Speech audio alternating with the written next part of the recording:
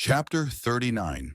As they sat for dinner, Resnick happily relayed highlights from practice, his winning goal earning a tight smile from Mum. Dad had also had quite a day, it seemed, and hammered out details few of them understood. Grace knew enough to realize they'd come up with a viable option to fix Inter's energy storage problem on Halo. Mum, however, sat in menacing silence across the table from her. Realizing she'd been holding her breath, Grace quietly released it. She was being silly. This was a big step for Mum. Granted, it was no apology, but it was the closest Mum had ever come towards acknowledging that perhaps she'd overstepped. Usually she stuck to her guns, deflected or placed blame, rather than concede an inch from the position she had taken. If she said something cruel, it was because she was too honest and genuine, not like the other superficial people around her, and because she cared deeply enough to invalidate you. But here, although Mum hadn't actually apologized, Grace could see she was trying. "And what about your day, my dear?" Dad asked, gaze flicking between Grace and Mum, unable to ignore the tension. "What did you get up to?" "My performance went okay. Never known anyone play piano quite so beautifully." He smiled proudly. She was far from a great pianist, but Dad made her feel as though there were nothing she couldn't do if she tried. "The samples were at school. Seemed quite serious," she continued, watching his expression shudder. "I heard about that. Trouble in the third, I suppose, threatening to spill over again. I'm glad they're looking after you lot." Dad returned to Mum, eyeing her solemn expression. "What about this afternoon?" Grace stopped eating, caught between Mum's glare and Dad's concern. She'd seen how this scenario played out many times before. "I had a bath," she shrugged. "Worked on some sketches." The last thing she wanted was to see them argue again, but rummaging about on her plate, she uncovered several lumps, and dinner quickly tumbled out her mouth as a familiar, chalky scent dusted up the back of her nose. Inspecting her plate more closely, she found another and another. Mum was now glaring at her, and Dad put down his fork. "What's going on?" he insisted as Grace pushed her plate away.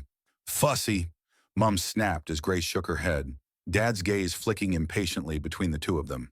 "Is it in yours?" "I ate mine at lunch," Mum threw back at Grace with a shrug, continuing with her dinner. She eventually stopped under the weight of eyes watching. "Honestly, you're such a fuss pot," she glared at Grace. "There's nothing wrong with it. Strengthens your immune system." "It's moldy." "You gave her moldy food?" Dad exclaimed, inspecting his own more closely. "In God's name, why?" "Don't you dare," Mum shouted across the table. "The only time you speak to me is to take her side. I'm your wife, Michael. Her mother." "Then act like it." His words propelled Erin to her feet. Mum and Dad's argument rang out as Grace and Resnick retreat upstairs. Brushing past him, Grace dashed to the bathroom, only to be sick on the floor. Hugging the toilet, wave after wave washed out. In his attempt to help, Resnick threw a towel over the mess and began rubbing her shoulder. But it wasn't long until the bathroom began to fizz out of focus, and she sank into a long, fiber-optic tunnel that took shape, its gentle ring of silence absorbing the fizz that had carried her to the hammock of abyss. Lying there outside of time, she felt absolutely weightless, free of any discomfort. When she finally surfaced, Grace was back in her room, the knot in her stomach a painful reminder of what happened. But it was dark and beautifully quiet.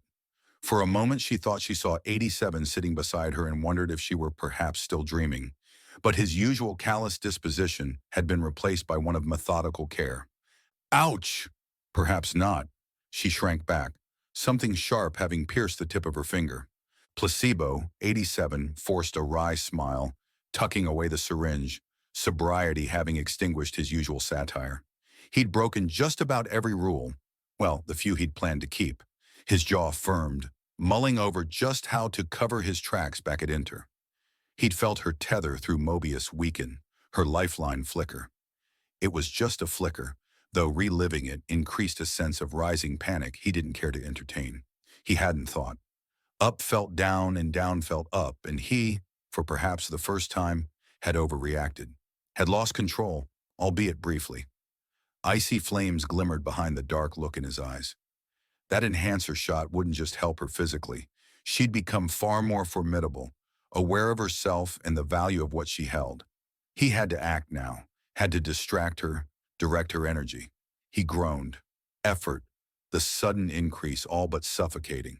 Damn code. On a tide of growing resentment, he washed over her thoughts. There was an undeniable pattern emerging, and he froze, catching the tail end of them. Mug. What? He snapped, eyes narrowing suspiciously on where she lay. I'm such a mug, she murmured. Don't be ridiculous. 87 growled, realizing that as much as she was in his world, she was completely foreign to it. Mugs are useful, he added with a smirk. Grace lay there soaking up his strength. It seemed as though through mere proximity. In your defense, she hadn't put on her black cape or hooked nose. Besides, who poisons a lentil hot pot? So how on earth were you to know? He drawled. It's not like you had a lifetime of experience to go on. Oh, wait. Your softer side in the wash? She managed with a tired smile. I don't have one. But stroking hair back from her face, he admired that freckled button nose. Not even for you. You've no idea who you are. Who I am. The words gushed out before he had a chance to think better of it. Or anyone else for that matter. Grace jest, easing into the blanket of sleep, mind-washing towards Sirens of Odyssey. Although 87 knew she was referring to Aaron, her words tugged at the guilty threads that hung between them. I want to show you something, he offered, diving in after her, into Mobius, pulling her back from the surface of sleep. But she shook him off.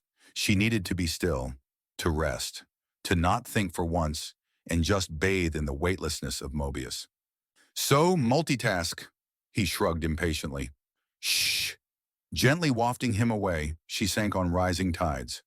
Grace, if you're going to spin off on the elliptic curve, you might as well do it properly. I'm going to make you strong, so no one can hurt you. Grace? Grace! But from where she lay, she could no longer hear him, could no longer feel the exhaustion that had saturated.